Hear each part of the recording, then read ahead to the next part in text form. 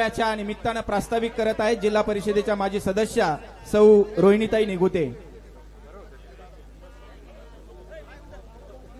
आजच्या या शिर्डी विधानसभा निवडणूक 2024 या निवडणुकीच्या प्रचार सभेच्या निमित्तानं आजच्या या सभेचे अध्यक्ष आदरणीय होडगर साहेब, आम्हा सर्व शिर्डी मतदारसंघातील मतदारांचा आणि प्रत्येक तळागाळातील घटकांचा अभिमान आणि आजच्या या युती सरकारचे अधिकृत उमेदवार आदरणीय राधाकृष्ण विखे पाटील साहेब, उपस्थित सर्व स्टेजवरील मान्यवर, ग्रामस्थ बंधू आणि भगिनींनो, खरं तर आजची ही तुफान गर्दी पाहून ही मला खऱ्या अर्थानं विजयाची सभा वाटत आहे।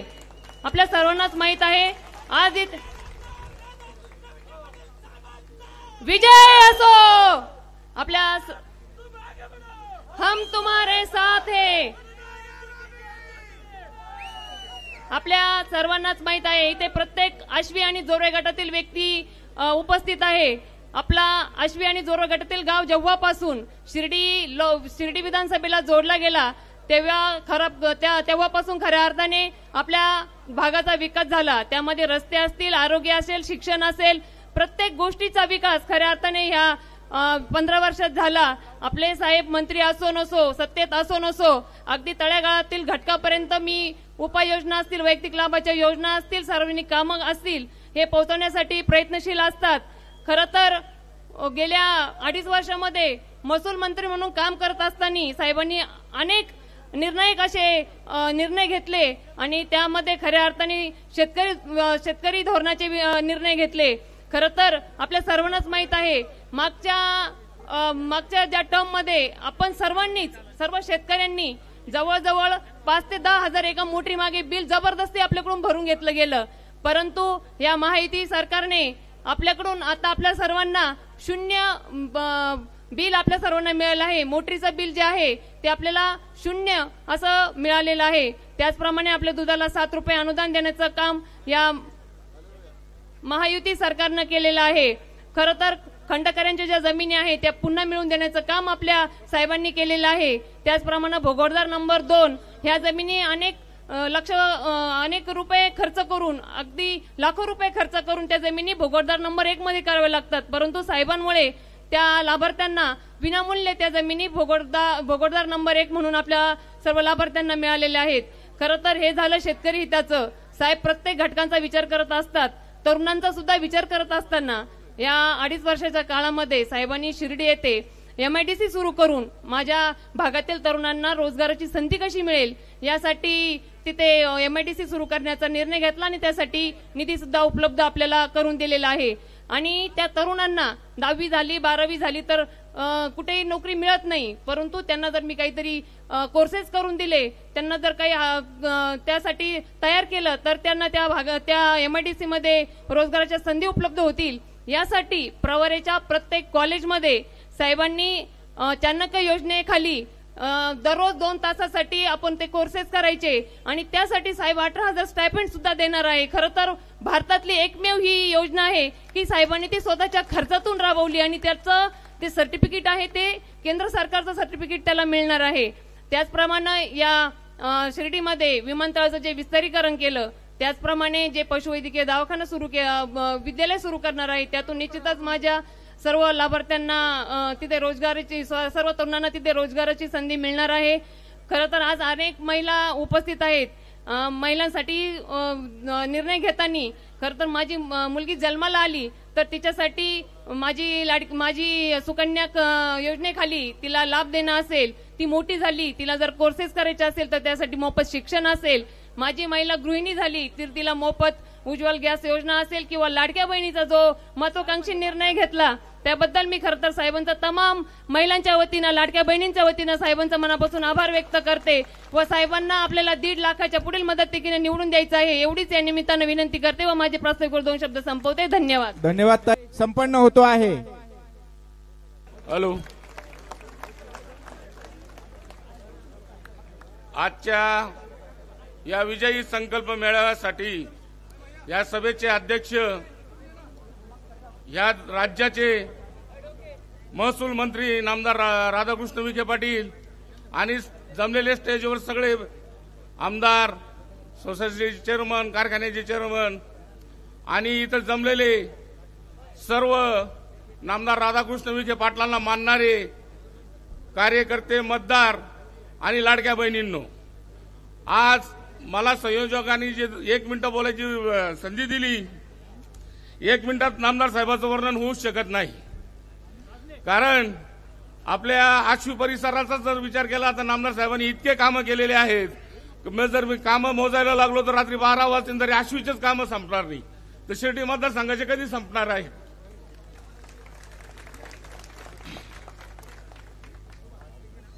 या आश्वी गावामध्ये माझे मित्र चांगदेव खेमनर, रामनाथ जराड, प्रकाश मैड, हरिभाऊ ताजने, शौकत शेख, चांदभाई, नवाबभाई, मौलाना फकीर साहेब आणि आम्ही सर्वजण मुस्लिम समाजाच्या वतीने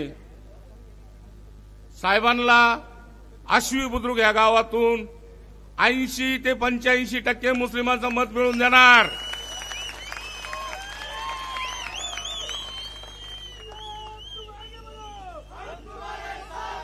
नामदार साहेबांनी काय नाही केलं.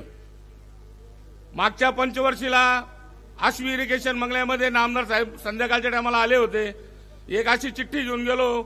नामदार साहेबांना म्हटलो, साहेब कब्रस्तानचं काम करायचं आहे, वॉल कंपाऊंड करायचं आहे.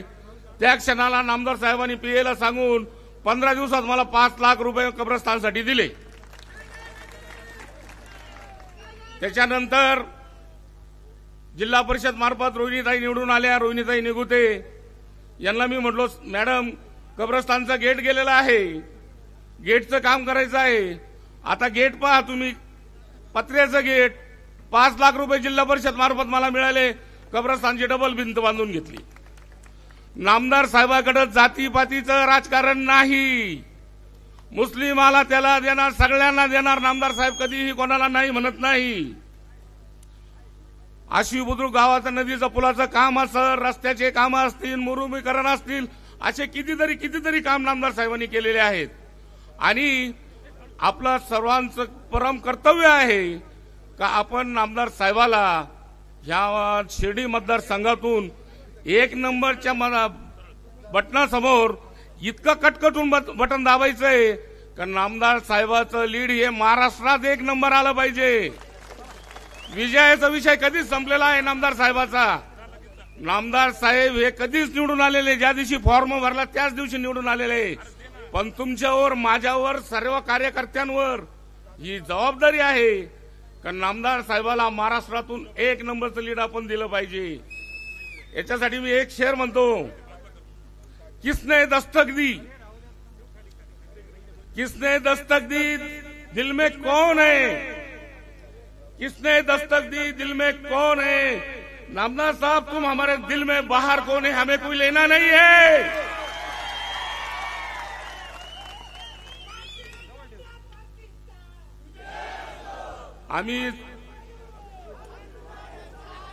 आम्ही आश्वीचे कार्यकर्ते, हरिभाऊ असेल, आम्ही सर्वजण, मी असेल, चांगदेव असेल, रामनाथ जराड असतील, प्रकाश मैड असेल, आमचे मुस्लिम समाजाचे कार्यकर्ते असतील, आम्ही तन मन धनाने नामदार राधाकृष्ण विखे साहेबांचं काम करतो. कुठलीही आशा ना अपेक्षा बाळगता. आम्हाला आज नामदार साहेबापासून काही लागत नाही, फक्त त्यांची छत्रछाया लागती. आणि आपला नामदार साहेबाला जर 1 नंबरचं आपण जर लीड दिलं तर नामदार साहेब आज त्यांना 2 नंबरचं खातं आहे महसूल मंत्रीपद. आता फक्त एकच खातं राहिलेलं आहे, मुख्यमंत्रीपद. नामदार साहेब आपल्या शिर्डी मतदारसंघातून जर मुख्यमंत्री झाले तर आपल्या शिर्डी मतदारसंघाचं नाव अख्ख्या महाराष्ट्रात जाईल का नाही जाईल. साहेब मी एक छोटा व्यापारी आहे बरं का साहेब. माझा छोटा धंदा आहे, चिकनचा धंदा आहे, सगळ्या गावाला माहिती. अहो 15 दिवसात 2दा बोर्ड फाडले हो. धांदरबाळाचा कार्यक्रम झाला त्याच्यानंतर माझे रातचे बोर्ड फाडले. त्याला म्हणतात दहशत. आणि काल रात्री 12:35 परत बोर्ड फाडले.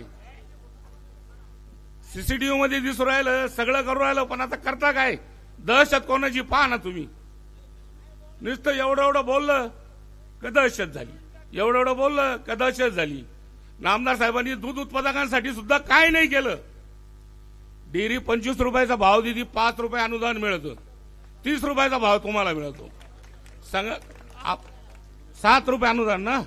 आणि महाराष्ट्रामध्ये सर्वप्रथम साखर कारखान्यामध्ये शेतकऱ्यांना दिवाळीच्या टायमिंगला आणि महिनाभर 12 महिने साखर द्यायचं काम आपलं पद्मश्री विठ्ठलराव विखे पाटील सहकारी साखर कारखाना करतो. सुरुवात आपल्यापासून झाला, त्याच्यानंतर लोकांनी ते विरोधाचं काम केलं. तर माझं आणि एक गोष्ट सांगायची राहिली, सर्वांना वाटतं आम्ही काँग्रेसची. मुसलमान म्हटलं का काँग्रेस, मुसलमान म्हटलं का काँग्रेस. काँग्रेसची जागीर आहे. बाई थोडक्यात आपण मनोगत व्यक्त हो, करायचं, साहेब. बोलणारी यादी खूप आहे. काँग्रेसची जागीर आहे का आम्ही? का आम्हाला राखोली ठेवलंय? अरे ज्याला त्याला त्याचं मताचा स्वतंत्र आहे. नामदार राधाकृष्ण विखे पाटील, माझी आई मिली मॅडम घरी, माझी बायको मिली मॅडम घरी, सर्वसामान्य कार्यकर्ता आहे मी. माझ्या आईला हजला जायचं होतं, डॉक्टर सुजयदादा विखे पाटील माझ्या आईचं दर्शन घ्यायला घरी. एवढं कोण करतोय हो? सर्वसामान्य माणसाच्या सुखात दुःखात प्रत्येक गोष्टीमध्ये ध्यान देऊन काम करणारे. अहो चष्मे दिले हो, संडासला बसायच्या खुर्च्या दिल्या, काठ्या दिल्या, काय काय नाही दिलं. एवढ्या मतदाराचं बारीक ध्यान ठेवणारा महामेरू मोठा नेता म्हणजे राधाकृष्ण विखे पाटील. नामदार राधाकृष्ण विखे पाटलांचा, नामदार राधाकृष्ण विखे पाटलांचा. नामदार साहेब तुम आगे बढ़ो, हम तुम्हारे साथ है. धन्यवाद. जय हिंद, जय महाराष्ट्र. धन्यवाद भाई. कावेरी काटे माळी हे आपलं मनोगत व्यक्त करतायत.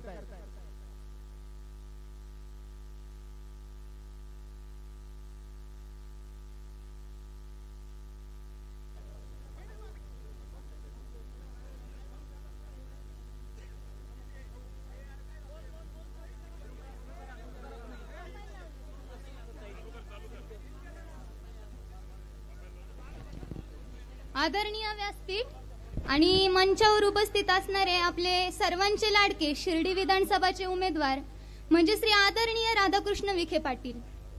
तर आज मी माझं मनोगत व्यक्त करते. एकदा काय झालं की नाही का, आपण इकडे लोणीला गेलो होतो. घड्याळ वाटपाचा कार्यक्रम चालू होता. घड्याळ वाटपाच्या कार्यक्रमावरून घरी परत येताना वाघापूरवरून येणारी जी गाडी होती ती होती विरोधी पक्षांची.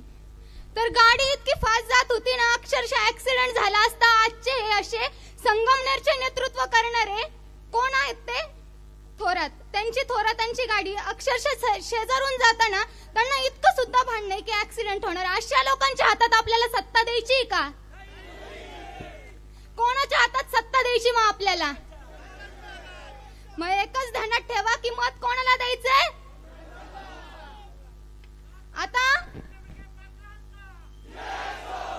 आता काही भाषणामध्ये विरोधी पक्षकार काय म्हणतात, आमचं लक्ष तुमच्यावर आहे. अहो आमच्यावरच जर लक्ष असलं तर विकासावर लक्ष कोण देणार? आज त्या संगमनेरची हालत अशी झाली आहे. अहो इतकं लक्ष जर साहेबांवर देताय तर तितकंच लक्ष पार्टीवर दिलं असतं तर आज त्या संगमनेरचा विकास नसता का झाला? अहो जाताना रस्ते धडाचे नाही राहिलेले, कोणतं नीट करणार आता? हे फक्त काय नुसतं भाषण द्यायला आणि तोंड घडून हसायलाच आहे का? हसायचं आणि बोलायचं, फक्त इतकेच काम यांना जमतात. मग विकासाचे काम कोण करणार? महायुती करणार ना. मग मत कोणाला द्यायचं? लक्षात ठेवायचं, मत कोणाला द्यायचं? महायुतीला द्यायचं. आजूबाजूच्या लोकांना जागा करायचं. आणि विकासाला मत म्हणजे महायुतीला मत. नावापुढे विकास असला म्हणजे विकास होतो का? मग मत कोणाला द्यायचं? महायुतीलाच द्यायचं. विकासाची कामं आतापर्यंत कुणी केली या शिर्डी मतदार विधानसभेमध्ये? मग मत कोणाला द्यायचं? महायुतीलाच द्यायचं. लक्षात ठेवायचं. आता हे म्हणतात की रोजगार नाही. आता मला सांगा, रोजगार नाही तर 200 रुपये रोजगाराने यांच्या फॅक्टरीमध्ये कामाला जायचं का? इथं 3000 रुपये पगार भेटून हे लोक त्यांचं नेतृत्व म्हणजे काय म्हणतात पुढारपण करतात. तर मी सांगू इच्छिते, आमचं गाव छोटं आहे, निंबाडे गाव आहे माझं. तर त्या गावामध्ये अक्षरशः यांच्या पार्टीच्या लोकांना जायला रस्ते नव्हते हो. साहेबांनी त्यांच्या घरासमोर स्वखर्चाने मुरुमीकरण केलं. आता हे म्हणतात दहशत दहशत. आता मला सांगा, या संगमनेर मध्ये जर एक स्त्री सुरक्षित हे ठेवू शकत नाही तर हे दहशत कोणाला सांगताय? एकदा मी भाषणामध्ये असंच बोलले होते की खायचं धण्याचं आणि गुणगान गाण्याचं. आता सगळे विकासाचे काम साहेब करू राहिले आणि क्रेडिट घ्यायला कोण पाहू राहिलो? आपण काय आंधळे का? आपण आंधळे, आपल्याला माहिती ना विकासाची कामं कोण करू राहिलं. आता एक गाणं असंच युट्यूबवर ऐकत होते, तर ते होतं काँग्रेसच्या एका पक्षकाराचं गाणं. त्या गाण्यामध्ये संबोधित केलं होतं लाडकी बहीण. आता मला सांगा, लाडकी बहीण योजना कोणी आणली? आणि यांच्या गाण्यामध्ये हे लाडकी बहिणीचा उद्देश करू राहिले.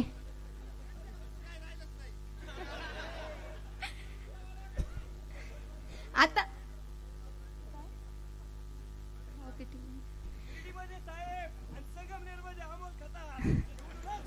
सांगायचं इतकंच आहे की संगमनेर मध्ये आपल्याला अमोल खताळांना बहुमतांनी विजयी करायचंय आणि शिर्डीमध्ये आपल्या लाडक्या साहेबांना 1.5 लाखाच्या लीडच्या पुढे विजयी करायचंय. विजयी करणार ना? धन्यवाद. थांबते. धन्यवाद ताई. होडकर साहेबांच्या अगोदर अशोक लामगे हे आपल्याला संबोधित करतायत. अशोक लामगे, आपण आपलं संबोधन सुरू करायचंय. होडकर साहेबांच्या पूर्वी अशोक लामगे आपल्याला संबोधित करतायत.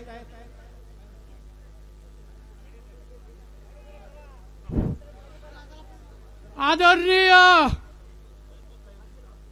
सर्व आश्वी खुर्द आणि बुद्रुक परिसरातील मतदार बंधू भगिनींनो, कुणाचा मी उल्लेख करीत नाही आणि कुणाचे गुणगान गात नाही, हार तुरा सुद्धा देत नाही. संप्रदायाचा माणूस आहे, वंजारी समाजाचा अखिल भारतीय आडगावचा सह्याद्री शाळा सरपंच. संघटना साहेबांना या ठिकाणी पाठिंबा जाहीर करत आहे. मित्रांनो, 365 दिवस असताना एकच दिवस साहेबाचं घर फक्त मतदान मागतं. हे आपण मान्य केलं पाहिजे. 364 दिवस जे घर काम करतं त्यांच्याकरता आपलं हृदय नाही तर आपलं जीवन निस्वार्थी म्हटलं तरी चालेल. मित्रांनो, तरुण मित्रांनो बी आणि वृद्ध असतील, माझ्यावाल्या शैलीत सांगतो, माझं 64 वय आहे. बलगर खाल्लं, निळवं खाल्लं, सुकडी खाल्ली, काहीच भेटलं नाही. आज ते म्हणतं का देशाचा आणि महाराष्ट्राचा विकास करायचा. मला कळतं, कळून घ्या. वृद्ध आहे इथं. तरुणांनो, काहीच नव्हतं. आमच्या साहेबांनी विचार मंच आयोग काढला. बाळासाहेब विखेंनी 92 खासदार एकीकडे केले आणि ह्या लोकांना पटलं नाही म्हणून. नाही तर आम्ही काँग्रेसचे आहे, भाजपचे आहे, जनसेवेचे आहे, बैलजोडीचे सुद्धा आहे. बैलजोडी पासून मला राजकारण, जनसंघाचा दिवा काँग्रेसची बैलजोडी, हे ऐतिहासिक ध्यानात ठेवा. मी 15 दिवस शाळेत गेलेला माणूस आहे. तुम्ही म्हणता हे काय? माझ्या घरी 7 इंजिनियर केले. ही खोटी कहाणी नाहीये, हे साहेबाच्या पुण्याने. तुम्ही जाओ, आमचं वृद्धचं ऐकू नका. आम्ही फक्त कच्चे केले आणि मडके भाजायला लावले, काम नाही. तरुणांनो, या घरी जा, दही आहे, तूप आहे, लोणी आहे, सगळं आहे, खायला आहे, पियाला आहे, द्यायला आहे, नोकरी आहे. ते माझ्या पाठच्या आणि अगोदरच्या भाऊ सुद्धा नोकरीला आहे. माझ्या बापाने हमाली केलेली, खोटं सांगणार नाही. प्रसिद्ध हमालरा आता तालुक्यात होता. खोटं सांगणार नाही, खोटं सांगू नाही. ही जी या घराण्याच्या संघ जाऊन माझ्या घराची प्रगती झालेली म्हणजे खोटं नाही. मित्रांनो, फक्त मतदान करा आणि काम मागायचा. नाही झालं तर हा पठ्ठ्या जीप कापून आश्वी गावात कापून ठेवी. ध्यानात घ्या. वाटुळ केलं आमच्या सारख्या वृद्धांनी. अहो, मिलिटरीत 15 दिवस शाळेत गेलेला माणूस बाळासाहेब विखेंनी मिलिटरीत मला लेटर दिलं. माझा भाऊ सेंट्रल गव्हर्नमेंट रेल्वेमध्ये कामाला लावला. सोपं नाहीये, खोटं बोलत नाही, परमेश्वराची हान घेऊन सांगतो. फुकट नाही भाषण करीत आणि फुकट बोलतच नाही. याच्यापेक्षा काय विकास माझा घरचा सांगतो. पण आमच्या गावच्या ग्रामपंचायतचं काम नुसतं तूप सांडलं तर भरून घ्यावं इतकं काम. याच्यापेक्षा काय पाहिजे. मुरमचं हे जाऊ द्या. तुम्ही हे ऐतिहासिक घर हो, इतिहास अख्खे वहिनीकर जा, दादांकर जा, साहेबकर जा, वर आदरणीय खासदार बाळासाहेब विखे पाटील ऐकतात, हात धरून हिंडलेलो आहे. अहो कामं झाले, कामाची पावती म्हणून फक्त मतदान मागतात. तुम्हाला दुसरं काही मागत नाही. मग ह्यापेक्षा आपण मतदान दिलं तर त्याचा मोबदला भेटतो. हे मी एक त्यांचा सोयरा नाही, वंजारी समाजाचा हे ऐतिहासिक हे जे सांगतो नाथ, काय मला माझ्यासारख्याला सोयरे सुद्धा नाही झाले आणि साहेबच सोयऱ्यापेक्षा जवळचे झाले. यापेक्षा आणि काय सांगू. कशाची जातन कशाचं पाहत. बहिणा सांगितलं ना, अहो यांना सगळे रस्ते मोकळे, आपल्या करता रस्ते मोकळे. यांनी गेट नाही लावलं घराला, चारही रस्ते मोकळे. मुळाप्रवेत माझा मोठा भाऊ जातानी आदरणीय अण्णासाहेब म्हस्के पाटील त्यांनी, हो साहेब माझं हे ना एक तर काय तुमच्याबद्दल इतका अभिमान आहे. हृदय बंदी खाना केला आत विठ्ठले कोंडीला. काय अहो हे हृदय जरी फोडलं, फाडूनही आपली छाती दाखविले श्रीराम. अहो जटाई सारखं जीव दिला तरी कमी पडेल. म्हणून मी सर्वांना एक विनंती करतो, खरोखर मतदान साहेबाला करा आणि लीड आणा. साहेब महाराष्ट्राचे मुख्यमंत्री होतील ही माझ्या कुटुंबाच्या वतीने आणि सर्व गावकऱ्यांच्या परिसराच्या वतीने. काही नाही, भले केले देवराया कैशी लावली समाया. कपडे फाटूस तर दादाच्या नोट हे बनेल फाटलं. अनुदान दिलं शेतकऱ्याला, माझ्यासारख्याला 56,000 म्हणजे मी म्हणतो एवढा मी कधीच माझ्या बापाच्या जन्मात पाहिलं नाही. काय पाहिजे. आमचं सरकार देणार आहे. देणारच आहे. लाडकी बहीण, वृद्ध पेन्शिल, तुमच्या ते काय वृद्धांना मला कानातलं फिनतलं मी वाटून दिलं. हे जे कोण हसू आहे दोघं भाषेने. अहो हे पाठांतर करायचं म्हणजे आता वाचाय आलं तर मला वाचता सुद्धा येत नाही, खोटं नाही. आणि एक नंबरचा गायक कवीन पीटी मास्तर आहे. पण साहेबाबद्दल हृदय आहे आमचं म्हणून मला भाषणाला गायकवाड साहेबांनी बोलवलं. धन्यवाद लामगे साहेब, धन्यवाद धन्यवाद. पण मतदान साहेबाला करा ही माझी धन्यवाद नम्र धन्यवाद. विनंती. खऱ्या अर्थानं जय हिंद जय महाराष्ट्र. इथंच थांब. आपल्या भावना आमच्यापर्यंत पोहोचलेल्या आहेत. विजयराव वाकचौरे आरपीआयचे सन्माननीय कार्यकर्ते आपलं मनोगत या ठिकाणी व्यक्त करत आहेत. शिर्डी विधानसभा मतदारसंघाचे महायुतीचे अधिकृत उमेदवार, आपणा सर्वांचे नेते विखे पाटील साहेब,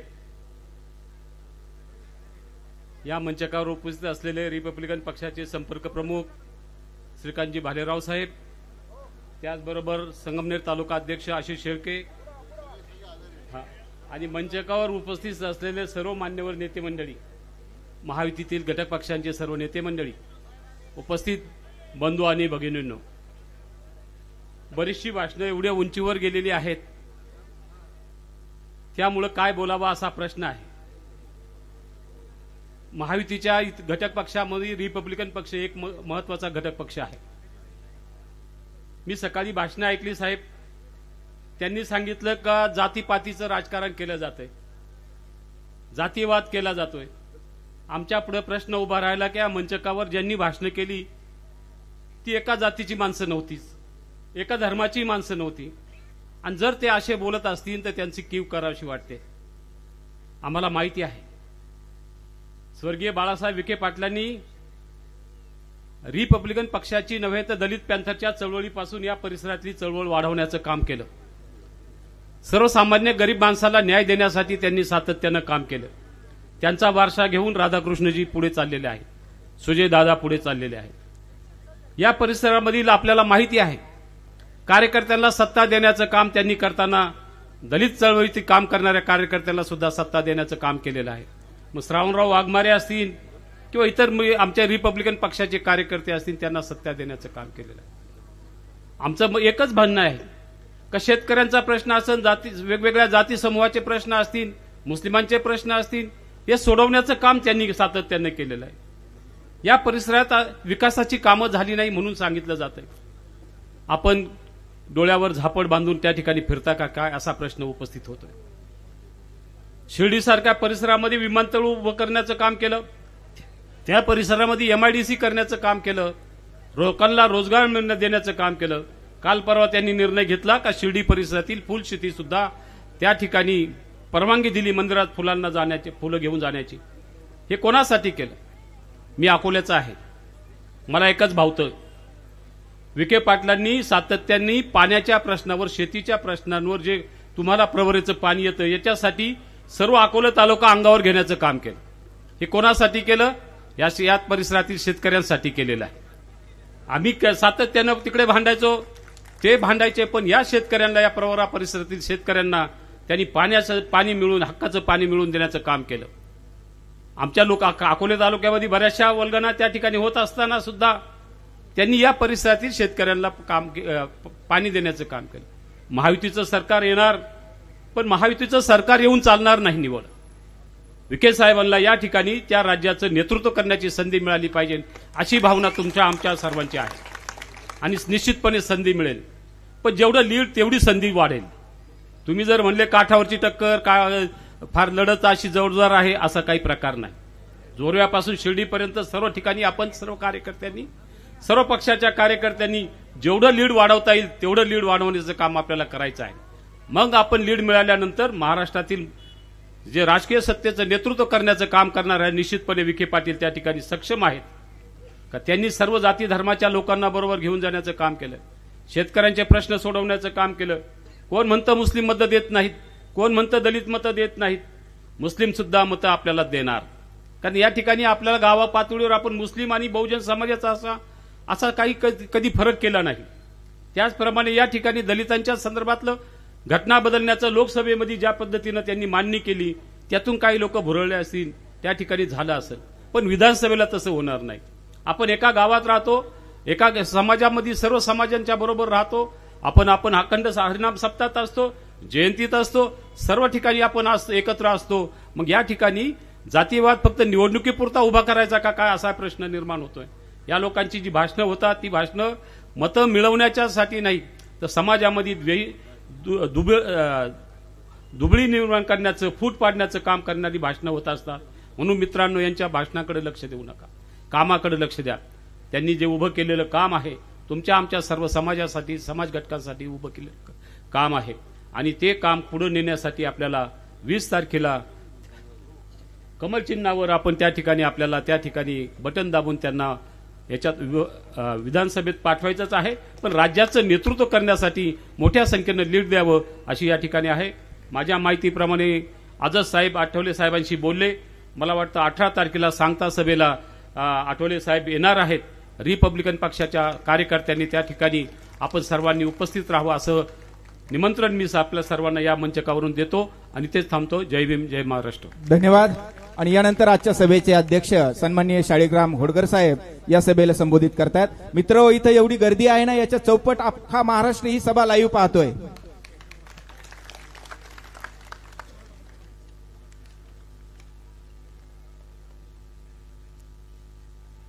आज आपल्या आशी बुद्रुक गावाच्या बाजार तळावर हा अतिशय सुंदर, अतिशय देखणा आणि अतिशय उत्स्फूर्त असा कार्यक्रम आपण सगळेजण बघत आहोत. त्याचे सगळेजण आपण साक्षीदार आहोत.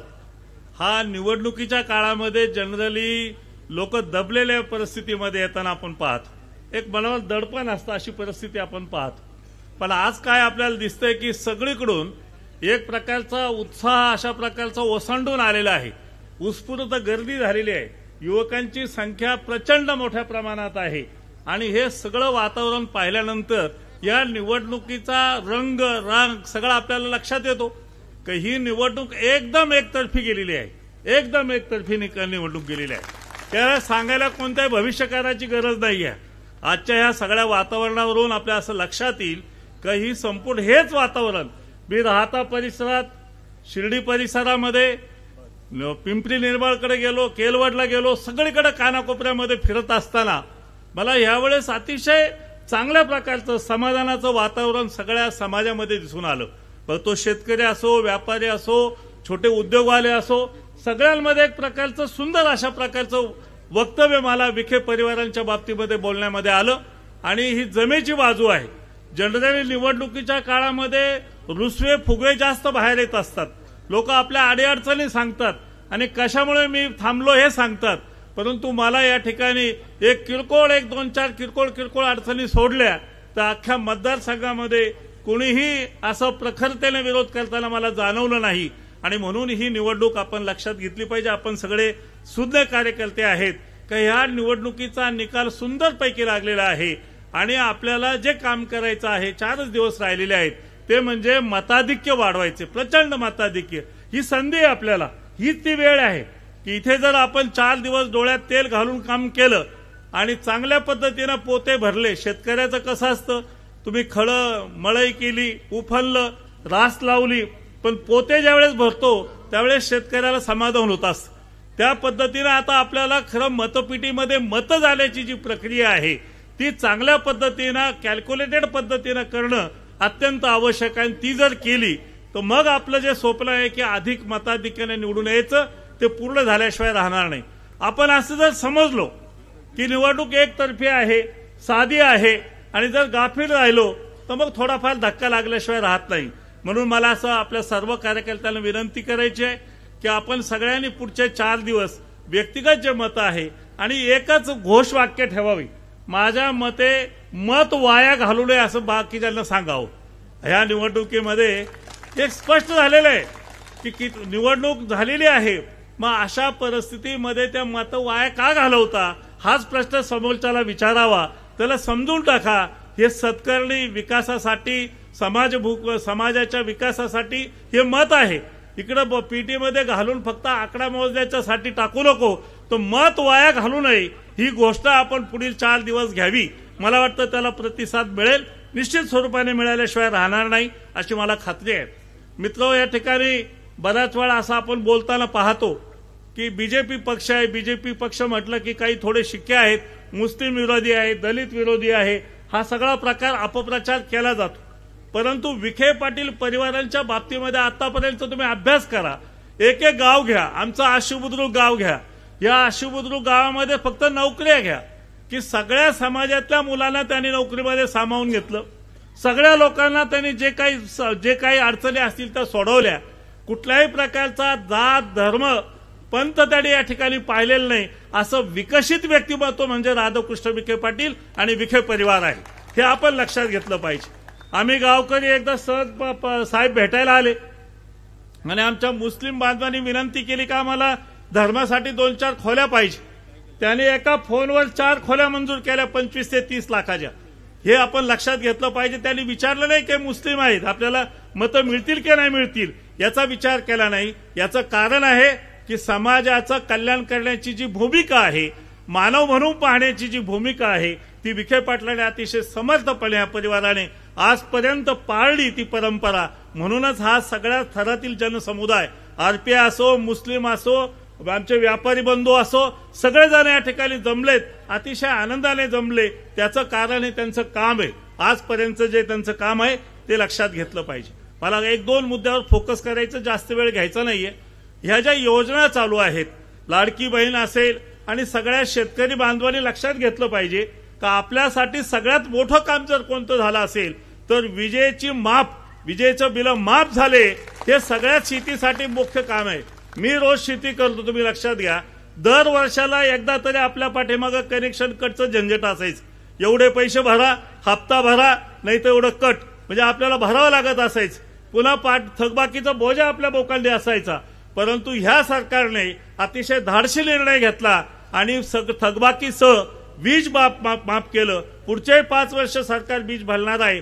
हा मुद्दा फार लोकांमध्ये चर्चेला गेलेला नाहीये, परंतु शेतकऱ्यांच्या विकासाच्या दृष्टीने, शेतीच्या दृष्टीने अत्यंत महत्वाचा मुद्दा आहे. तो शेतकऱ्यांना आपण समजून सांगणं अत्यंत आवश्यक आहे, अतिशय गरजेचं आहे. हा फार मोठा प्रश्न यांनी सोडवलाय आणि हे जर चालवायचे असतील ह्या योजना पुढे आपल्याला वयश्री योजना असेल, बाकीचे काय अनुदान असतील, दान असतील, तर मित्र एक लक्षात घ्या, राज्यामध्ये आणि केंद्रामध्ये एका विचाराचं सरकार असलं पाहिजे. हे जे आता युतीचे सरकार एवढ्या योजना राबवू शकले याचं केवळ कारण ह्या केंद्र शासनाने यांना मोठ्या प्रमाणात सहाय्य केलं, निधी दिला, म्हणून ह्या वेगवेगळ्या प्रकारच्या आउटराईट जाऊन, बाजूला जाऊन, चौकटीच्या बाहेर जाऊन ह्या राज्य शासनाने विविध लोकाभिमुख निर्णय राबवू शकले, अन्यथा शक्य होणार नाही. जर यदा कदाचित तुम्ही आपण लक्षात घ्या, इथे जर महाविकास आघाडीचं सरकार आलं, त्यांना केंद्राकडून कुठल्याही प्रकारचा निधी मिळणार नाही. 6 महिन्याच्या आत ह्या सगळ्या योजना बंद झाल्याशिवाय राहणार नाही. मी अगदी ठामपणे तुम्हाला सांगतो, तेवढा सपोर्ट मिळाल्याशिवाय. म्हणून आपण व्यापारी कॅल्क्युलेशन केलं पाहिजे की राज्यामध्ये आणि केंद्रामध्ये एकाच प्रकारचं सरकार येणं अत्यंत आवश्यक आहे. आणि एक शेवटचा मला मुद्दा आपल्याला विकासाच्या बाबतीत मांडायचा आहे. थोडंसं सगळं बारकाईनं तुम्ही हा परिसर फिरा, प्रवरेचा परिसर, हा मतदारसंघ फिरा. मी आता फिरतोय, तुम्हाला सांगतो, इतके चांगले रस्ते कुठेही मला पाहायला मिळाले. अनेक तालुक्याने आपल्याला जावं लागतं. मी लोकसभेच्या काळामध्ये पारनेर, श्रीगोंदा अशा अनेक तालुक्यांमध्ये गेलो. दिवसभरामध्ये संध्याकाळी पार पाठीचे तुकडे व्हायचे अशी वेळ होती. या ठिकाणी पोटातलं पाणी हलत नाही अशा प्रकारचे खेडोपाडी रस्ते झालेले आहेत. या सगळ्या व्यवसायाला, साखर कारखान्याच्या बाबतीत सुद्धा मुद्दा लक्षात घेतला पाहिजे की मागच्या सीझनला 3200 रुपये भाव हा जिल्ह्यातील सर्वाधिक भाव दिला, आणि तो एका सीझनसाठी नाही. आता गळीवत शुभारंभ करत असताना साहेबांनी आपल्याला आश्वासित केलं की पुढील हंगामात सुद्धा सर्वाधिक भाव दिला जाईल. म्हणजे जे ऊस उत्पादक आहे त्यांना सुद्धा आर्थिक सहाय्य चांगल्या पद्धतीने मिळणार आहे. त्याचबरोबर आपण पाहतो की प्रवरा एज्युकेशन जे हब आहे हे जगातलं सर्वश्रेष्ठ हब आहे. इथं ITI पासून तर एव्हिएशन पर्यंत, विमानाच्या ट्रेनिंग पर्यंत शिक्षण मिळतं. आणि मित्रांनो, कोणत्याही शहरामध्ये गेले तर 1000-2000 मुलं, इतकंच काय परदेशात गेले तुम्ही गेले तिथे सुद्धा शेकड्याने मुलं तुम्हाला प्रवरा एज्युकेशन मधून शिक्षण घेऊन बाहेर पडलेले दिसतील. हा जो विकास आहे, हा विकास साधा विकास आहे का? याची साधी कल्पना आपण केली पाहिजे. प्रचंड मोठ्या अशा प्रकारचा विकास हा शिक्षणाच्या माध्यमातून झालेला आहे. सामाजिक माध्यमातूनही त्यांचे प्रबोधनपर सातत्याने कार्यक्रम प्रवरा एज्युकेशन कॉम्प्लेक्समध्ये चालू असतात. म्हणजे शैक्षणिक असो, शेतीचा असो, आर्थिक विकास असो, या सगळ्या. आणि आता तर त्यांनी दूध धंद्याला पर्याय म्हणून मदर डेअरी बरोबर आपल्या परिसरात 1 लाख लिटर दूध हे त्यांना देऊन एक हमी भाव देण्याची शाश्वती निर्माण केलेली आहे. हा दूध उत्पादकांच्या दृष्टीने अत्यंत महत्वाचा निर्णय ठरणार आहे. हे जे विकासाचा आता जे लोक बोलून राहिलेले आहेत, जे आजूबाजूचे दुःखात्मे, ज्यांना अस्वस्थ झालेलं आहे, एक कारण लक्षात घ्या की त्यांना त्यांच्या मतदाराला उत्तर द्यायला जागा नाही की आम्ही काय केलेलं आहे. शिर्डीमध्ये MIDC आली आहे, फार डिफेन्स MIDC आहे, ते तिथं थीम पार्क होऊन राहिलेले आहेत, अनेक गोष्टी चाललेल्या आहेत, दूध अशा पद्धतीने होऊन राहिलेलं आहे, उसाला 1 नंबरचा भाव दिलेला आहे. आपापल्या मतदारसंघामध्ये ते काय उत्तर देणारे मतदाराला? म्हणून आपला विकास मध्ये खोडा घालण्यासाठी, आपला विकास थांबवण्यासाठी जी दुष्प्रवृत्तीने इथे घुसखोरी चाललेली आहे तिचा प्रतिबंध आपण सगळ्यांनी केला पाहिजे. तो प्रतिकार केला पाहिजे. हा जो हल्ला आहे ही लबाडी आहे, तुम्ही लक्षात घ्या. हे लबाडी आहे, सोंग आहे. कबा इथे आम्ही खूप आमच्याकडे विकास झाला आणि आम्ही इकडे चांगलं करायला आलो, एकदम लबाडी आहे. हे आपला विकास अतिशय गतिमान होत आहे आणि पुढच्या 5 वर्षात आपल्या लक्षात येईल का हा मतदारसंघ देशातील 1 नंबरचं प्रवरा मॉडेल म्हणून समोर आल्याशिवाय राहणार नाहीची मला खात्री आहे. म्हणून मला जाताना एवढंच म्हणायचंय की साहेबांनी तुम्ही बघा की किती कल्पकता असते मतदानाच्या पलीकडं, किंवा एक सामाजिक बांधिलकी, आध्यात्मिक बांधिलकी म्हणून त्यांच्या कार्यखंडामध्ये जे काही कामं केले ते तुम्हाला माहित आहे. पण माझ्या दृष्टीने ज्या नेवाशामध्ये ज्ञानेश्वर माऊलींनी ज्ञानेश्वरी सारखा ग्रंथ जगाला उपयुक्त असा, जगातला सर्वश्रेष्ठ ग्रंथ नेवाशाला लिहिला, तो उपेक्षित होता. त्याची दखल घेऊन 300 कोटीचं माऊली स्मारक त्या ठिकाणी बांधायचा निर्णय घेतला. त्यांनी ज्ञानेश्वर सृष्टी बांधवायचा निर्णय घेतला. हा त्यांच्या जीवनातला सगळ्यात मोठा निर्णय. त्याचबरोबर आम्ही विनंती केली अहिल्याबाईंचं स्मारक नगरला व्हावं, त्यांनी अहिल्या सृष्टी बनवण्याचा निर्णय त्या ठिकाणी घेतला. त्याचबरोबर शिर्डीला साईबाबा थीम त्यांनी बनवण्याचा निर्णय घेतला. हे सगळे तिन्ही काम देव आणि देवींची सेवा करण्याचं आध्यात्मिक काम त्यांच्या हातून घडलं. मला असं वाटतं की परमेश्वर आपल्या रूपाने त्यांना सातत्याने आशीर्वाद दिल्याशिवाय राहणार नाही अशी प्रार्थना करतो आणि माझं लांबलेलं भाषण संपवतो. जय हिंद, जय महाराष्ट्र. धन्यवाद.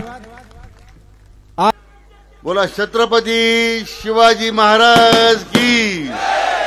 जरा जोरात हात. छत्रपती शिवाजी महाराज की जय. भवानी जय. भवानी.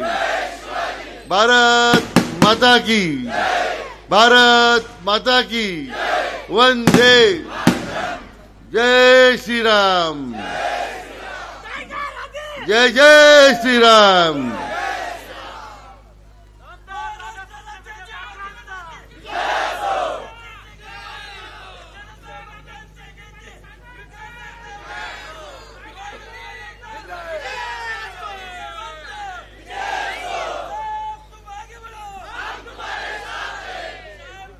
आपल्या सर्वांचं आराध्य दैवत छत्रपती शिवाजी महाराजांच्या पावन स्मृतीला मी प्रथमतः अभिवादन करतो.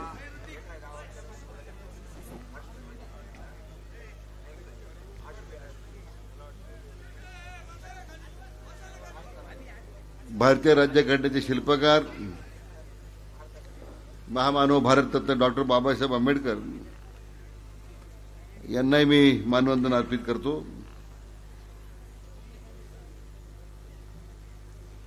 थोर समाज सुधारक आणि संपूर्ण देशभरामध्ये जलसंधारणाचं काम त्यांनी दिशादर्शक करून दाखवलं. त्या पुण्यश्लोक अहिल्यादेवींच्या चरणी मी नतमस्तक होतो. क्रांतीज्योती सावित्रीबाई फुले,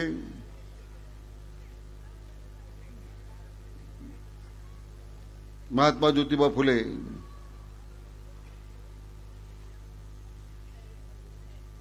लोकशाहीर अण्णाभाऊ साठे, क्रांतीवीर उमाजी नाईक आणि इतर सर्व महापुरुषांना ज्यांनी समाज परिवर्तनासाठी आपलं योगदान दिलं, आपलं जीवन समर्पित केलं, अशा सर्व महापुरुषांना मी या ठिकाणी नतमस्तक होऊन त्यांना मानवंदन अर्पित करतो. आजच्या आपल्या सभेचे अध्यक्ष, मांचेल शैक्षणिक संकुलाचे संस्थापक, ज्येष्ठ नेते आदरणीय शाळीरामजी होडकर साहेब, माजी आमदार रामरावजी वडकुते साहेब, आपले ज्येष्ठ मार्गदर्शक आदरणीय अण्णासाहेब पाटील भोसले, कारखान्याचे चेअरमन कैलास नाना, ज्येष्ठ नेते ॲडव्होकेट बापूसाहेब घोळवे, भारतीय प्रशासन सेवेतील निवृत्त अधिकारी मान्य शिवाजीराव जोंधळे साहेब, एक फार मोठी यादी माझ्याकडे आहे. आरपीआयचे प्रदेश उपाध्यक्ष मान्य विजयराव वाकचौरे, श्रीकांतजी भालेराव, इतर सर्व व्यासपीठावरची सर्व नेते मंडळी मला क्षमा करतील. आणि उपस्थित सर्व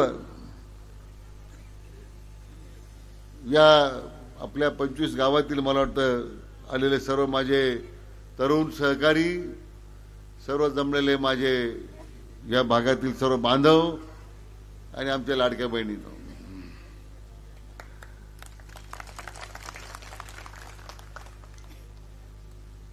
आज आश्वी आणि या परिसरातील तुमचा सगळ्यांचा आशीर्वाद घेण्यासाठी मी तुमच्या समोर उभा आहे.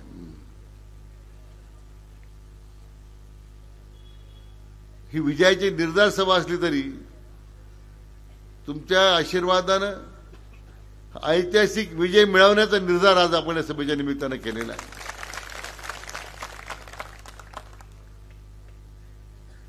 गेली अनेक वर्ष जे ऋणानुबंध आपले सर्वांचे तयार झालेत,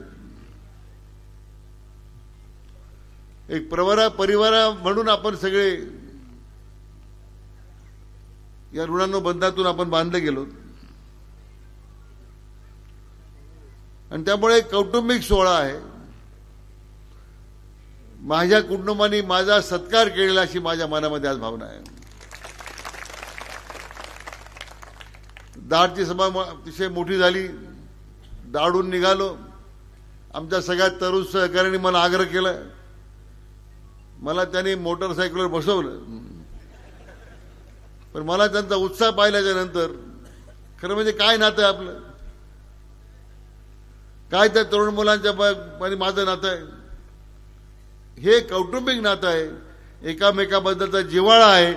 आणि म्हणून ही मुलं इतक्या मोठ्या संख्येनं मोटरसायकलवर आली, मोटरसायकलची रॅली काढली. मी आमच्या सगळ्या तरुण सहकाऱ्यांचं सुद्धा आम्ही मनापासून अभिनंदन करतो. माझ्या या 7 निवडणुका झाल्या. पण या 7 निवडणुकाच्या पेक्षाही मी परमेश्वराला स्मरून सांगतो, मी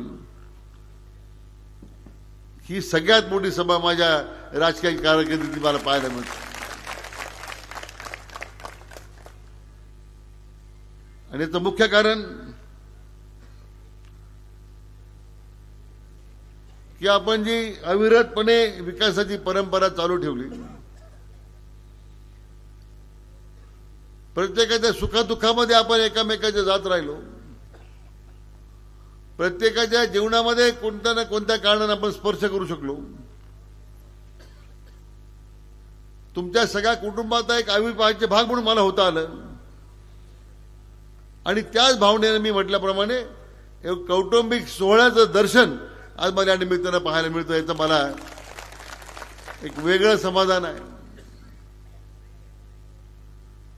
खरं म्हणजे विधानसभेच्या निवडणुका सुरू झाल्यापासून एकच काम मी गेले 15 दिवस ऐकतोय. फक्त माझ्या नावाचा शिमगा करायचा, शिव्याच्या लाखोल्या व्हायच्या, अरोजच्या भाषेमध्ये भाषण करायची.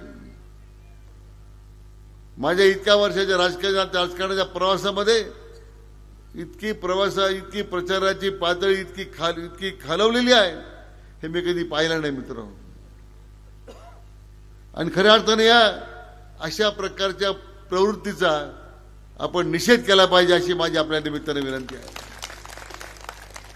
मोकळेपणाने निवडणुकीला आपण सामोरं गेलं पाहिजे. आम्ही काय केलंय, काय करणार आहोत हे लोकांना सांगण्याची भूमिका असली पाहिजे. तुम्ही मला आमदार केलं, मंत्री केलं, तुमच्या आमदाराने काय कामं केली, मंत्री म्हणून तुम्ही काय काम केलं, हा विचारण्याचा अधिकार तुम्हाला सगळ्यांना आहे.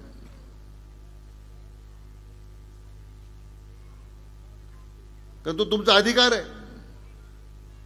माझा हात पकडून काही चुकत असेल तर जाब विचारण्याचा अधिकार तुम्हाला आहे मित्र. आणि माझी केव्हाही त्या आमच्या या सगळ्या मतदारसंघातील मतदारांना, राज्यातील सगळ्या जनतेला आम्ही काय काम शासनामध्ये करतोय, आम्ही काय करणार आहोत,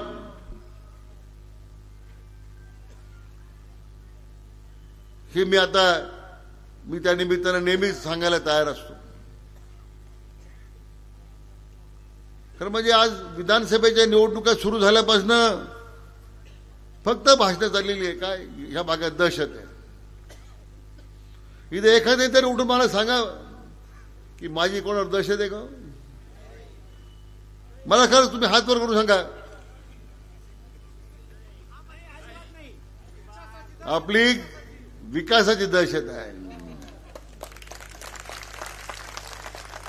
कारण तुम्हाला सांगण्याकरता काही नाही ना लोकांना, ना लोकांसाठी तुम्हाला काय सांगण्याची तुमच्याकडे काही कामं आहेत.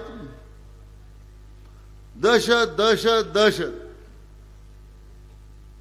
त्या धांदळफळची घटना घडली,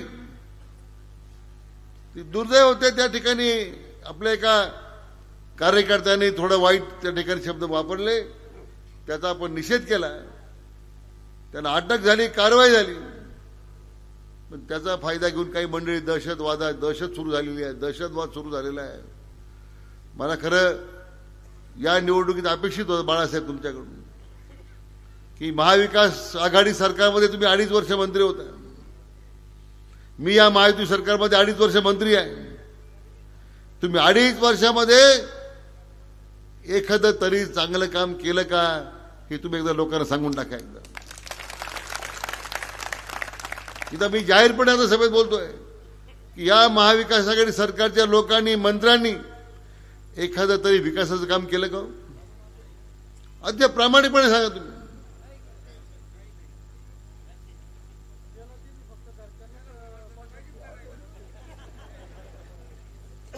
मग ज्यावेळी लोक आम्हाला जाब विचारतात की 2.5 वर्षाच्या काळामध्ये 2 वर्ष कोविड होता, मग कोविडच्या काळामध्ये काय करायला पाहिजे होतं? आपण जनतेला आधार द्यायला पाहिजे होता.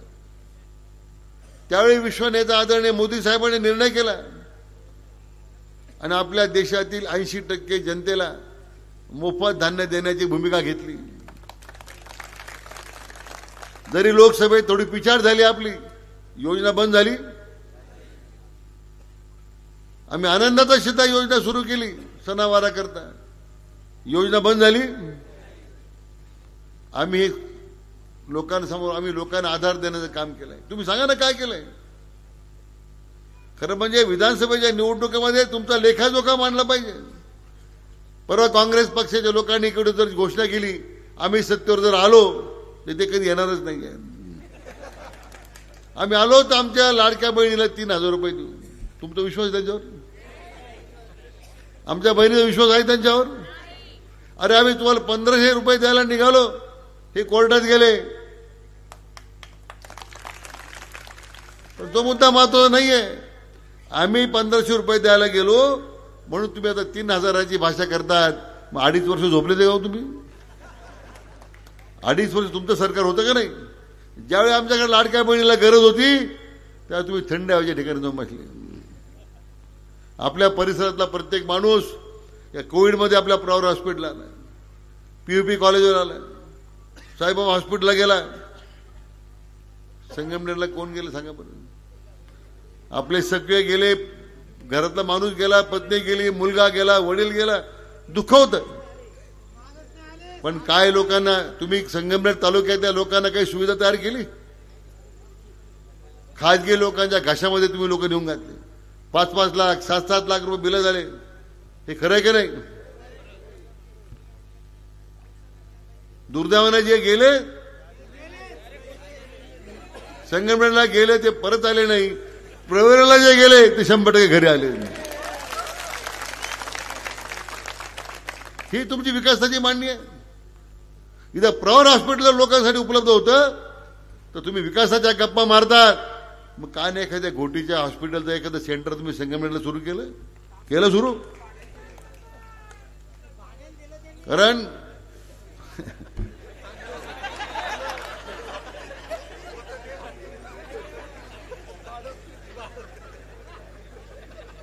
आणि म्हणून सरकार म्हणून तुम्हाला जी काय भूमिका मांडायची आहे हे तर किरकोळ हे स्थानिक राजकारण झालंय.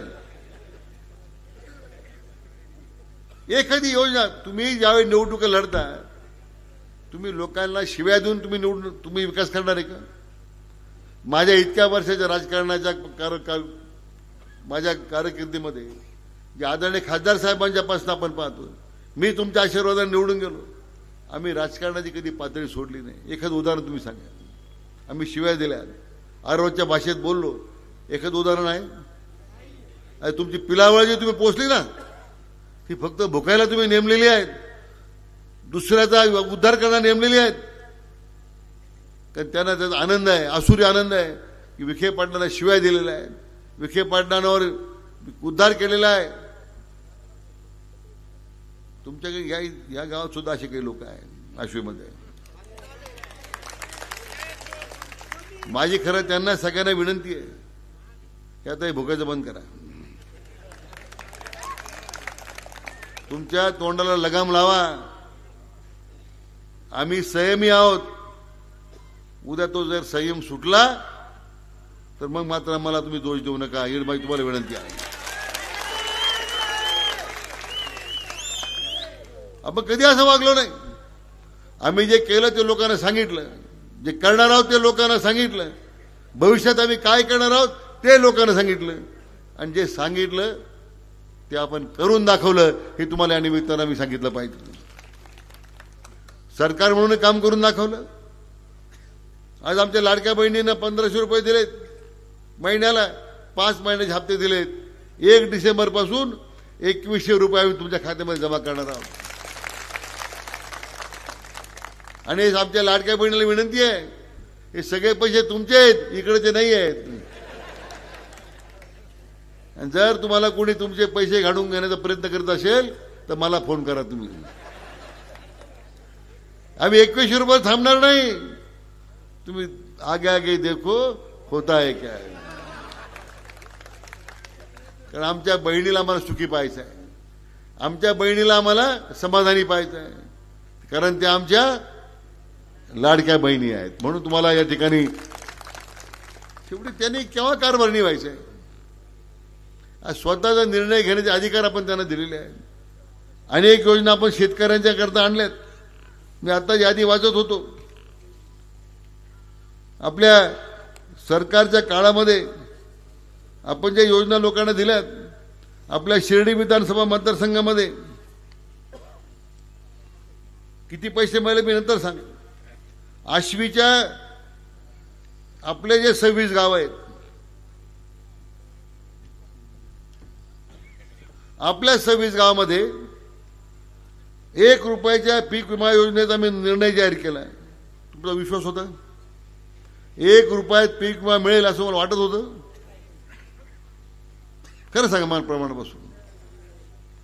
आज आपल्या 26 गावामध्ये 11,702 शेतकऱ्यांच्या खात्यामध्ये 38,23,79,000 रुपये जमा झाले.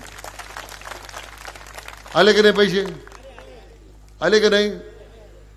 चिंता करू नका, मी काढून घेणार नाही. सांगा तुम्ही आले म्हणून. पैसे आले का?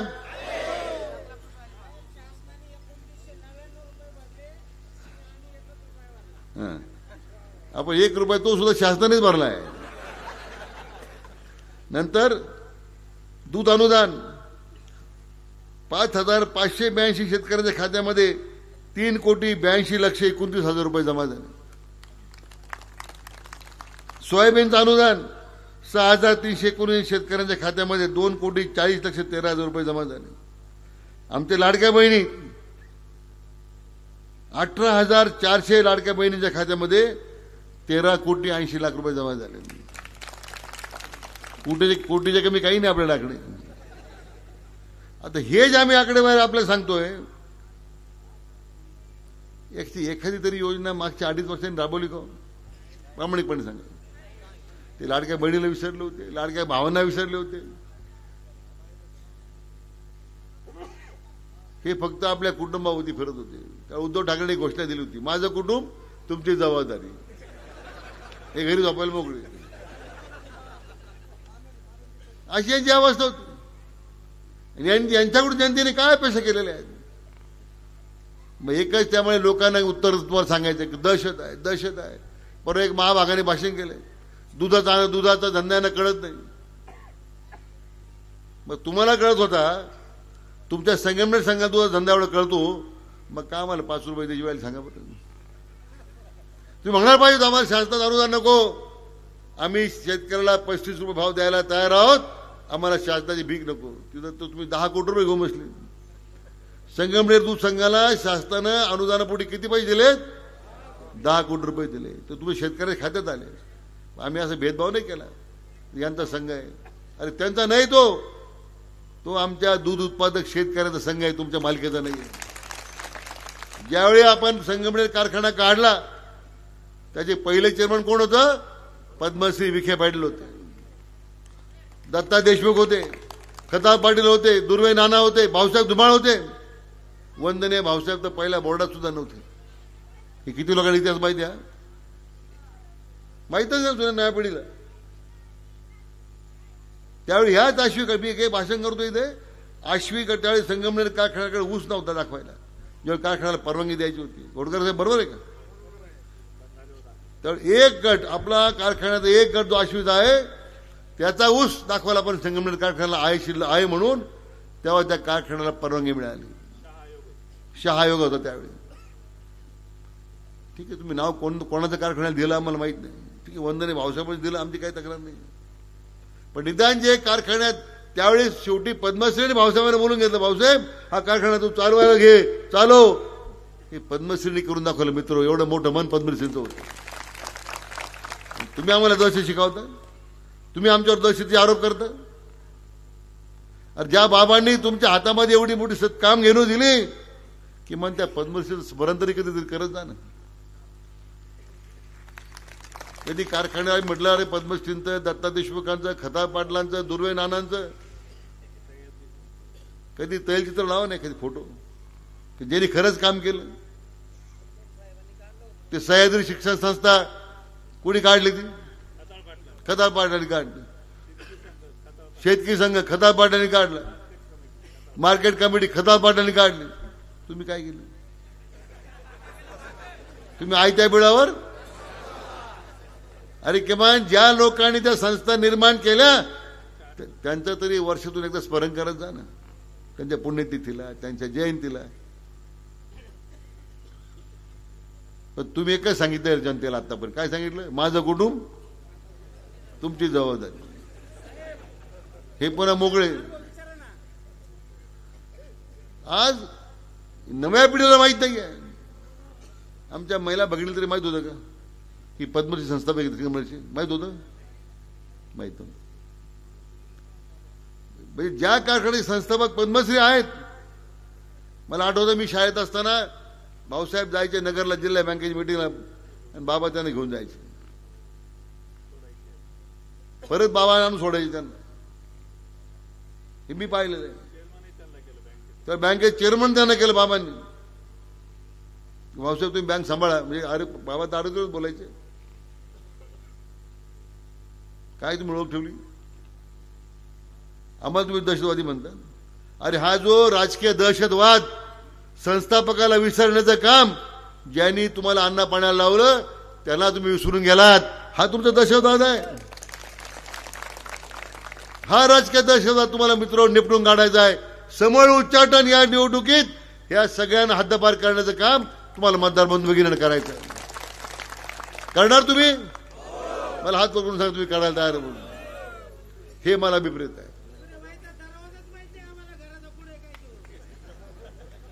आणि म्हणून तुम्ही आम्हाला सांगता दुधाचा धंदा कसा आहे? अरे तुमच्या जावई त्या महानंदाचे चेअरमन होते. मी कधी बोलणार नव्हतो. हे कारखाना जर डबगायला महासंघ महानंद डबगायला गेला मी स्वतः जावयानं बोलून घेतलं. मी जर त्यावेळी ठरवलं असतं मित्र दुग्ध मंत्री म्हणून त्यांच्यावर फौजदारी सुद्धा करू शकलो असतो. पण ते आमच्या नियतीत नाही. ते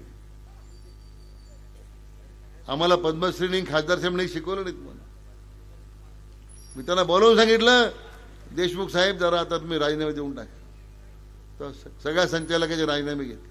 आणि आता आपण तो प्लांट इतका आधुनिक होता तो आता मदर डेअरीला चालवायला दिला आपण. तुम्ही आम्हाला दूध धंदे शिकवता. 50 कोटी रुपये त्या संगमनेर दूध संघाकडे होते 2 वर्षापूर्वी. आता ते ठेवी तर बुडाल्याच गेल्या कुठं माहित नाही. आज त्याच्यावर 100 कोटीचं कर्ज झालंय. तुम्ही आम्हाला दूध धंदा शिकवणार आहे?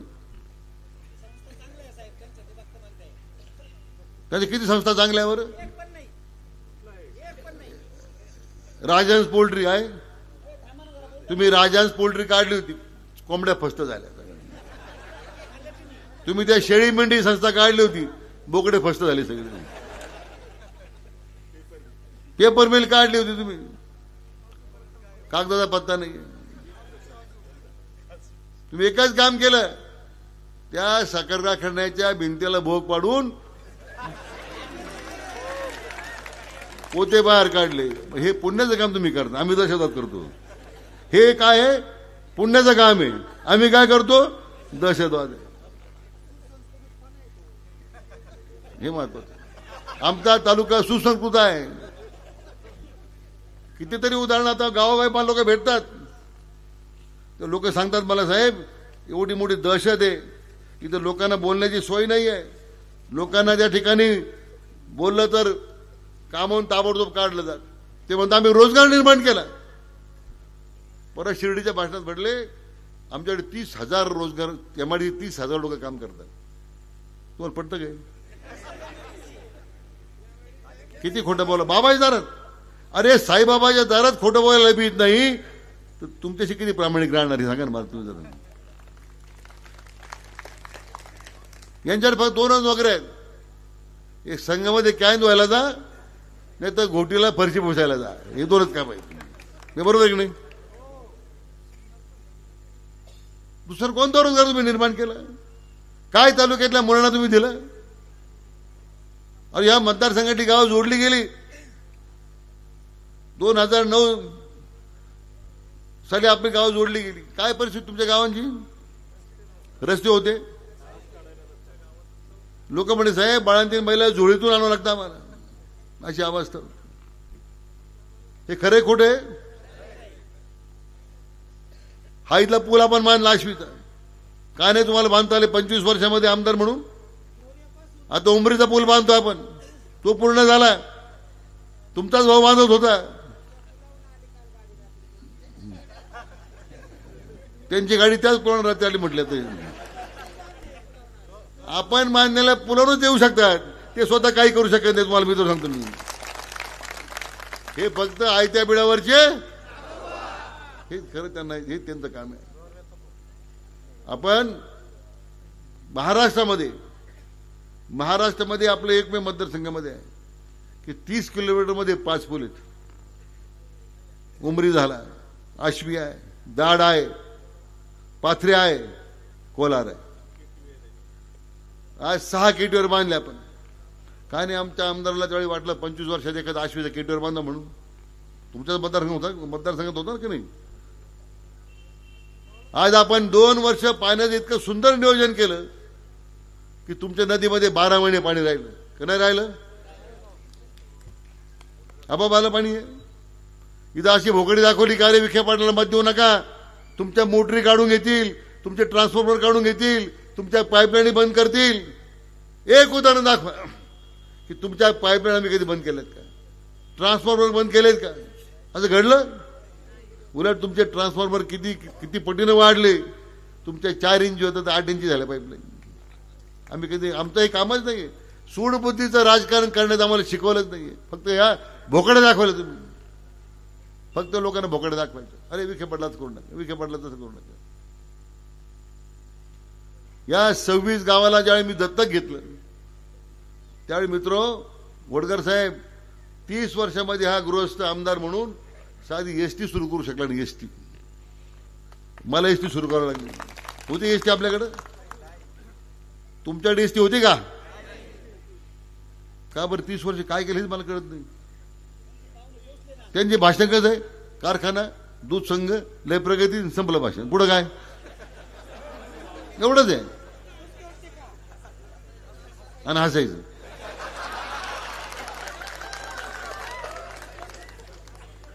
तुम्ही दिलं काय लोकांना.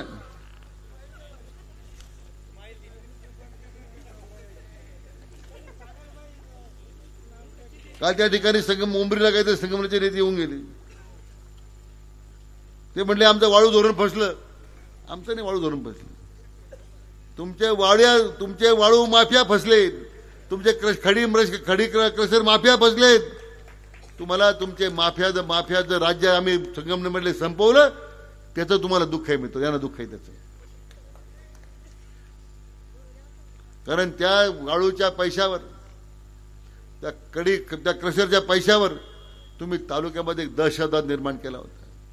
लोकांमध्ये एक भीतीचं वातावरण होतं. 2 वर्षात मित्र हे सगळे माफिया पूर्णपणे संपवल्या. पण आणि आता निवडणूक होऊ द्या. यांना आपण हद्दपार केल्याशिवाय राहणार नाही. तुम्हाला मी सांगतो.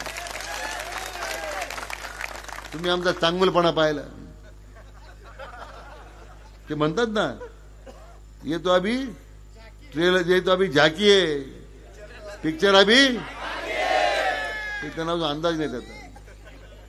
आणि म्हणजे सगळं काम करताना आम्ही कधी पक्षपातीपणा केला नाही. कधी आम्ही तुम्हाला त्रास दिला नाही. तुम्ही तुमच्या मतदारसंघात 30 वर्ष काही करू शकला नाही.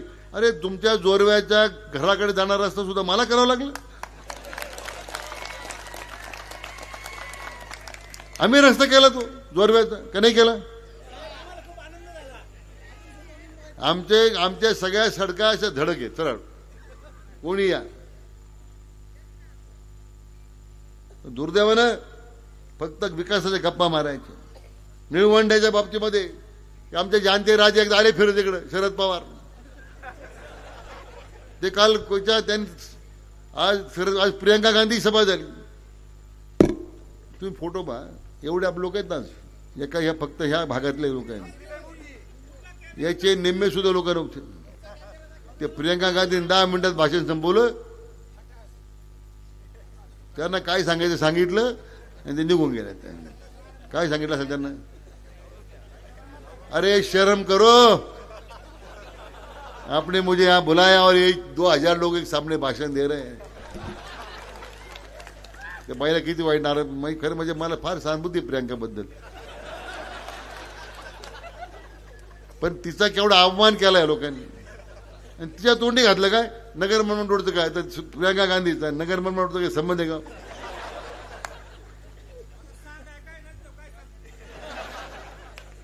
ही बौद्धिक भय किती यांची बौद्धिक दिवाळखोरी आहे, किती लोकांना फसवण्याचा प्रयत्न आहे.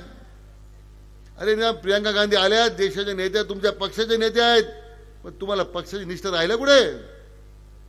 पदवीधर मतदारसंघाची निवडणूक लागली, ती महायुतीची उमेदवार होती, महाविकासची शुभांगी पाटील, बरोबर आहे का? तिला वाऱ्यावर सोडून. शिक्षक मतदारसंघाची निवडणूक झाली, तुमचा उमेदवार आघाडीचा गोळवे होता, त्याला तिला वाऱ्यावर सोडून. मग तुम्ही रात्री काँग्रेसमध्ये, सकाळी काँग्रेसमध्ये, दुपारी सिलोरोगमध्ये आणि रात्री भाजपमध्ये, अशी तुमची अवस्था आहे. तुम्ही रात्री भाजपमध्ये कोणाला भेटतात मला विचारा ना तुम्ही. हे तुमच्या निष्ठा आहेत. मग तुम्ही शरद पवारांना आता शेवटी आता काही जमत नाही, लोक ऐकत नाही, लोक विश्वास ठेवत नाही. मग पवारांना बोलवलं. निळवंड्याचे खरं हकदार हे आहेत. काय संबंध निळवंड्याचा? ज्या शरद पवारांनी निळवंड्याचं 1976 पासून 4 वेळा भूमिपूजन केलं, 4 वेळा. मग तुम्ही 4 वेळा राज्याचे मुख्यमंत्री राहिलात, काय नाही निळवंड्याला पैसे दिले? हात धरले होते? 4 वेळा भूमिपूजन करण्याचं काम तुम्ही केलं आणि तुम्ही आदरणीय खासदार साहेबांना दोष देत बसला. कारण तुम्हाला पाण्याच्या राजकारणाच्या आडून शेतकरी उद्ध्वस्त झाला तरी चालेल, पण बाळासाहेब विखेची बदनामी झाली पाहिजे, हा तुमचा डाव होता. पण मला आनंद आहे की सगळी बदनामी सहन करू नये, निळवंड्याचं पाणी सोडण्याचं पुण्य मला लाभलं. मित्र, मला आनंद आहे. आदरणीय प्रधानमंत्र्यांनी पण त्या ठिकाणी आणलं. मोदी साहेबांनी विनंती केली, ते मला म्हणत होते त्या घराच्या भिंतीवर, अरे 30-30, 40-40 साल लगते धरण का पानी मिलने में. मतलब साहब ये सब इनका पाप है. ये अभी जलनायक होके बैठे, खलनायक तो ये सब इधर बैठे थे बाजू में. अजून पाणी आलं नसतं. मी त्यावेळी देवेंद्रजींना मी दररोज धन्यवाद देईल फडणवीस साहेबांना, त्यांना पुढाकार घ्यायला लावला. पिचड साहेबांना विनंती केली. यांची कालव्याचे कामं चालू होते, पण जोपर्यंत 20 किलोमीटर कालवा धरणातून निघत नाही, पुढे 20 किलोमीटर आल्यानंतर डावाने उजवा कालवा आहे. यांना 40 वर्ष लागली 20 किलोमीटर कालवा काढायला. पिचड साहेब तुमच्याच मंत्रिमंडळात होते ना, किती वर्ष होते? 20 वर्ष मंत्री होते तुमच्या मंत्रिमंडळामध्ये. हे महाभाग किती वर्ष होते? 40 वर्ष. तालुक्याचं परिवर्तन केलं म्हणजे काय परिवर्तन केलं?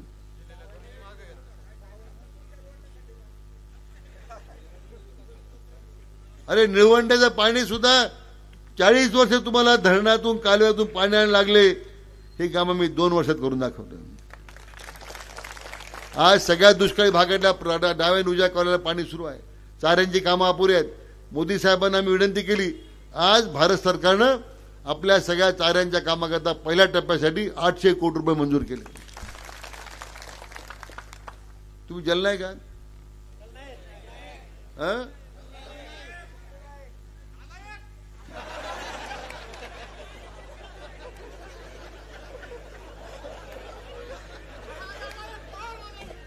आणि या निळवंड्याकरता, निळवंड्याच्या पुनर्वसनाकरता मी गप्पा मारता. हा पुरावा तुम्हाला दाखवतो मी.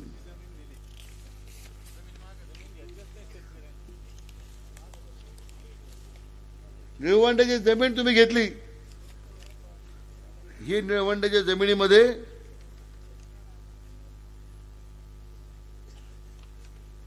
कागद कुठे केला माझा? यांचं इतकं भांडवल आहे काय सांगू तुम्हाला मी सांगायला.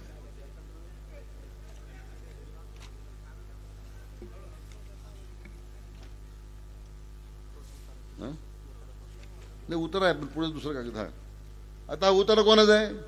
दत्तात्रय बाळचंद आरोटे यांना ती जमीन पुनर्वसनाकरता दिली जोरव्याची. ते म्हणता आम्ही शेतकऱ्याच्या जमिनी दिल्या वाटल्या. तुम्ही शेतकऱ्याच्या जमिनी नाही वाटल्या. तुम्ही आमच्या या पुनर्वसनामध्ये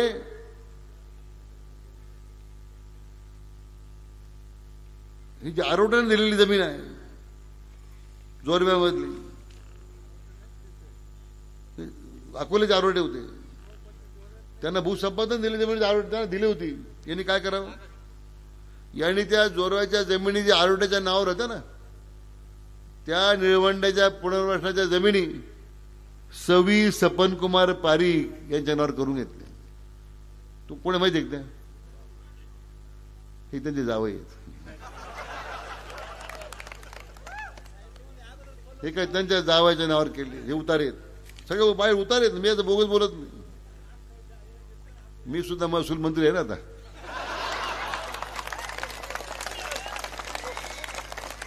तुमच्या प्रत्येकाचा 7-12 माझ्याकडे. तुम्हाला सांगतो मी कुठे जमिनी घेतल्या, कुठे काय केलंय, कुठे भानगडी. अरे तुम्ही या चिकणीच्या फॉरेस्टच्या जमिनी दाबून तुमच्या लोकांच्या नावावर केल्या. करेच्या जमिनी तुमच्या लोकांच्या फॉरेस्टच्या जमिनी तुमच्या बगलबाजच्या नावावर केल्यात. आता तुमच्या विरुद्ध गुन्हे दाखल झाले. यांच्या विरुद्ध गुन्हे दाखल झाले. यांना जमीन दिसले का दाबली. जे दुसऱ्याचं ते माझं आणि जे माझं आहे ते माझंच आहे. त्यांना अंदाज नव्हता मी महसूल मंत्री होईल. अरे तुम्ही पुनर्वसनाच्या दिलेल्या निळवंड्याच्या शेतकऱ्याच्या जमिनी तुम्ही दाबल्यात. हे तर मी आता निवडणूक होऊ द्या एकदा. मला काही व्यक्तिगत कोणाविरुद्ध निंदा व्यक्तिगत मला कोणाविरुद्ध राग नाही. तुम्हाला सांगतो राग या गोष्टीचा आहे की तुम्ही ज्या पद्धतीने लोकांची बनवाबनी करून लोकांची फसवणूक करून जनतेला तुम्ही वेडं समजता. फार विकास केला म्हणे आम्ही. काय विकास केला? मी म्हटलं ना, दूध संघ असा वाढवला, कारखाना असा वाढवला, संपला विकास. तुमची अमृतवाहिनी बँक चेअरमन कुठे तिथं? चेअरमन कुठे त्याचा? अमृतवाहिनी बँक कुठे? चेअरमन कुठे सध्या? जेलमध्ये. फार विकास. हा विकास आहे. चेअरमन जेलमध्ये गेलाय. अरे तुमच्या अमृतवाहिनी बँक, बाळासाहेब मला बोलायला लावू नका. तुमच्या बँकेचा कारभार असा झालेला आहे, उद्या रिझर्व्ह बँकेचा प्रश्न येऊ शकतो तुमच्या बँकेवर. आम्ही जर ठरवलं तर तुमच्या अमृतवाहिनी बँकेवर. आम्हाला नाही काय राजकारण, आम्हाला नाही हे बॅक करायचं आहे. आम्हाला व्यक्तिगत राजकारण नाही करायचं. तुम्ही आम्हाला धडे शिकवू नका विकासाच्या इथे येऊन. विकासाचे धडे शिकवायचे तुम्ही धंदा बंद करा. आता परवा आम्ही एवढे पैसे तुम्हाला दिलेत, ते कुठेतरी भाषणात त्यांनी उल्लेख केला. आमची आता संगमनेरची बाजारपेठ आता फुलून गेली. तुमचा काय संबंध? हे तुम्हाला जे पैसे मी दिले, आता आमच्या सरकारने जे पैसे दिलेत, विम्याचे दिले, सोयाबीनचे दिले, लाडक्या बहिणीचे दिलेत, म्हणून फुलले का नाही? हे तर मान्य केलं तुम्हाला. हे आमची बाजारपेठ फुलली आमच्यामुळे.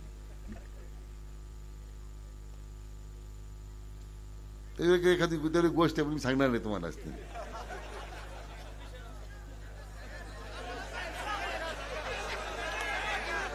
तुम्ही मला 1 लाखाने निवडून द्या, मग सांगतो.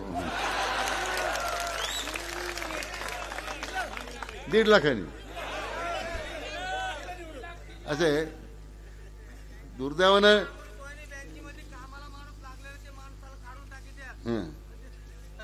अशा अनेक गोष्टी सांगण्यासारख्या आहेत. अरे बाबा, आता या मतदारसंघाच्या मुलांसाठी 500 एकर आपण MIDCची 500 MIDCला महामंडळाची 500 एकर जमीन दिली शिर्डीला.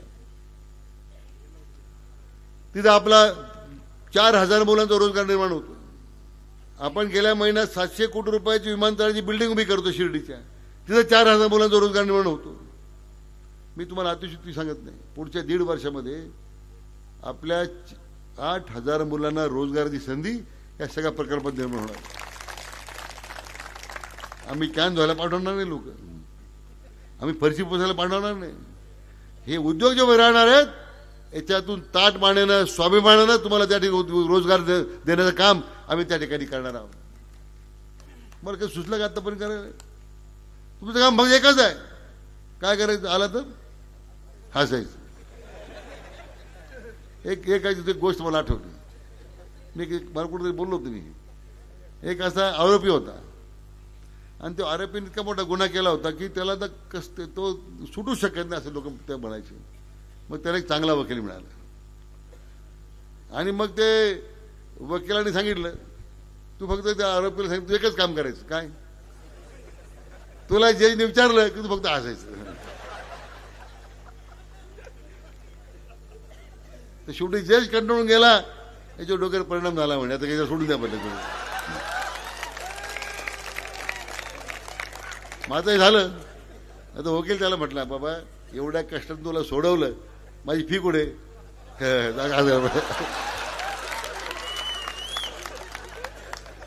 फक्त हसायचं.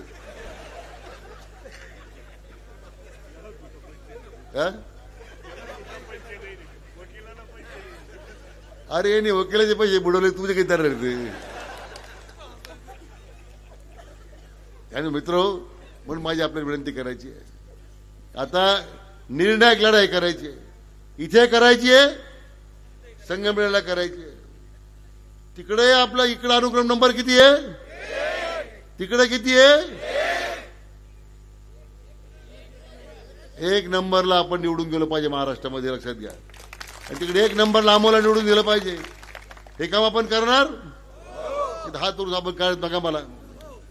हे तुमचे जे आयुष्यभराचे उपकार आहेत, आयुष्यभराचे ऋण आहेत. पद्मश्रीवर आपण केले, आदरणीय खासदार साहेबांना आपण एवढं प्रेम दिलं. या प्रेमातून उतरे होण्याचा या जन्मी मला शक्य नाही, पण किमान तुमच्यासाठी अविरतपणे काम करीत राहणं हे माझ्या आयुष्याचं शेवटचं ध्येय आहे. आणि म्हणून माझी तुम्हाला विनंती करायची, जाऊ दे, हे काही लोक बोलू द्या, शिवाय देऊ द्यात. हे शिवाय दिल्यामुळे आपलाच हे वाढतं, आपला स्टॅमिना वाढतो. म्हणून या लोकांना धडा शिकवा. इतक्या भरभर मतं तुम्ही द्या, आपल्या मतदारसंघात द्या, इतिहास घडवा, संगमनेरला इतिहास घडवा. पुन्हा यांचं धाडस उभं राहायचं नाही झालं पाहिजे. यांनी फक्त लोकांची हसून जिरवली. या निवडणुकीत असा धडा शिकवा की त्यांचं हसणं सुद्धा बंद होईल, अशा प्रकारचं कमी काम करा. म्हणून येत्या 20 तारखेला आपला अनुक्रम क्रमांक नंबर किती आहे? किती नंबर आहे? आपलं चिन्ह कोणतं आहे? कमळापुढे बटन दाबा. तुमचे आशीर्वाद द्या अशी विनंती करतो. थांबतो. जय हिंद, जय महाराष्ट्र. धन्यवाद साहेब. सर्वांनी बसून राहायचंय आणि या गोड अशा